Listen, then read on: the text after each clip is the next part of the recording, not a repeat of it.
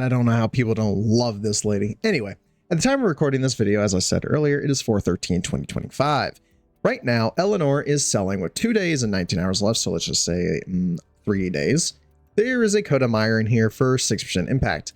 Max rank this thing using 5 forma, and then you can get a Valence Elemental Vice, which allows you to change the elemental damage type of your adversary weapon. So, get enough standing, it's 50k each. I'm actually going to buy 2 more. Wow, that hurts to see all that go. So make sure you guys pick one of these up because it is a very fun weapon to use for slam builds and influence builds like everybody runs, but it is still very fun to use. And nothing else really is that interesting. As you see, almost everything is at the 25%. I'm still waiting for a good version of the dual Coda Torixica or Torxica, whatever you want to say it. But let's continue on with the rest of the video.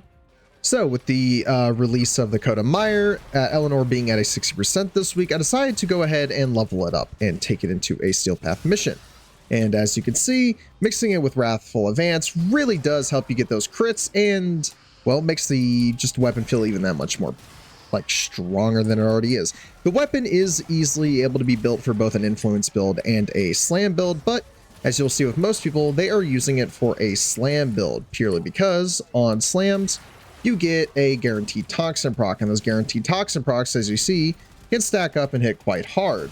But since this is a necromech who usually resists your ability damage, I mean, look at that. Not even with Wrathful Advance and stuff just dies from the slam or from the melee damage. And I had already killed a Acolyte recently with these people, so I'm going to have to wait till another one comes back. But when it does, I will show that off. All right, and we got a almost 20-minute Acolyte here, so let's see how good it is. Where is it? Oh, there it is. Pop, pop, boop. Oh, quit running from me. Come back here.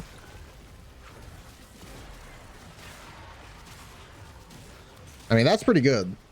That did amazing. Granted, melee afflictions can't affect Acolytes since you can't lift them up, so that is one downside to it. Oh, a Mandanel barrel. Nice.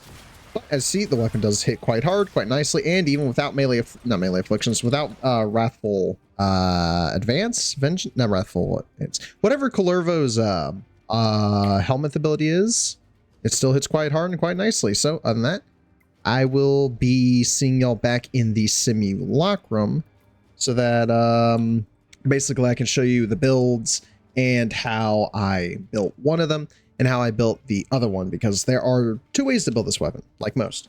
You can build this thing for melee afflictions or for melee influence. But I'm going to stay a little longer. I'm trying to get dual Zorns. Still haven't seen that blueprint in forever.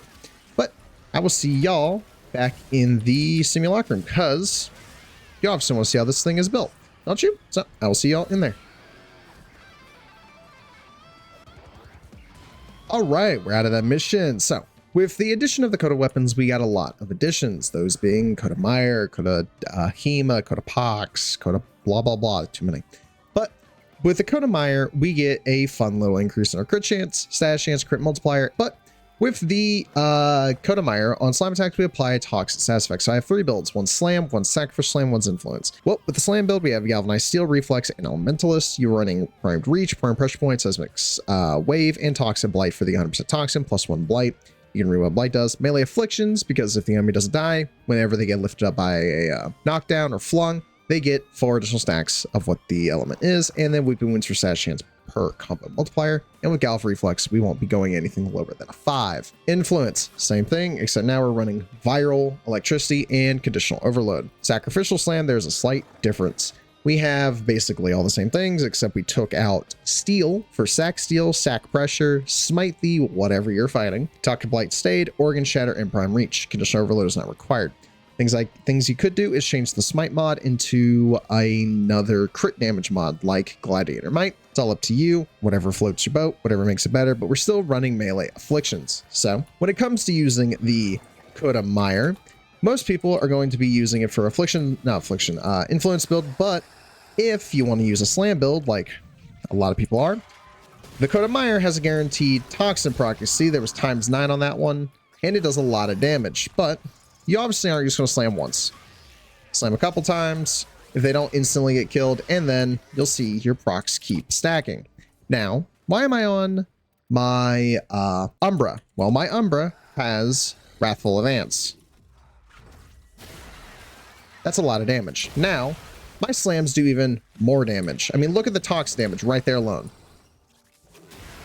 I mean, look at that.